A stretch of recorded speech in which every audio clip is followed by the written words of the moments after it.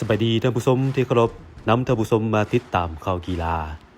แขวงเสกองบรรจุ13ประเภทกีฬาสิ่ง135เหรียญคำงานมหกรรมกีฬานักเรียนมัธยมศึกษาทั่วประเทศครั้งที่ 8 ในปี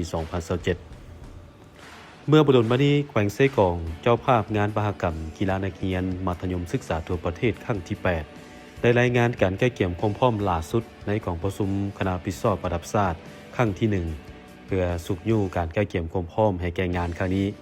โดยมีท่านนางศรีสง่าแก้วดวงดีรองประธานคณะกรรมการปกครองแขวงเสกองท่านกิ่งมโนพรหมมหาไสยรองรัฐมนตรีกระทรวงศึกษาธิการและกีฬาพร้อมด้วยคณะกรรมการระดับชาติและคณะพิสอบที่เกี่ยวข้องเข้าร่วม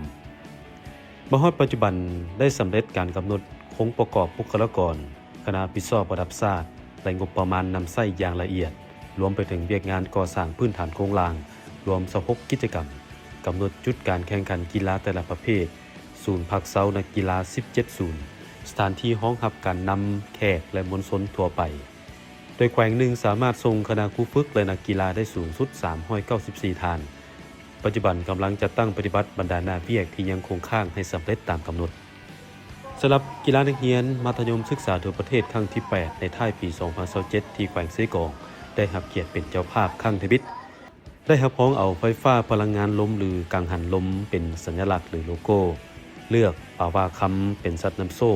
และบรรจุ13ประเภทกีฬาเข้าแข่งขันสิ่งเหรียญรางวัลทั้งหมด456เหรียญในนั้น135เหรียญคำ135เหรียญเงินและ186เหรียญทองสำหรับ13ประเภทกีฬาที่บรรจุเข้าแข่งขันประกอบมีกีฬาแล่นลาน38รายการ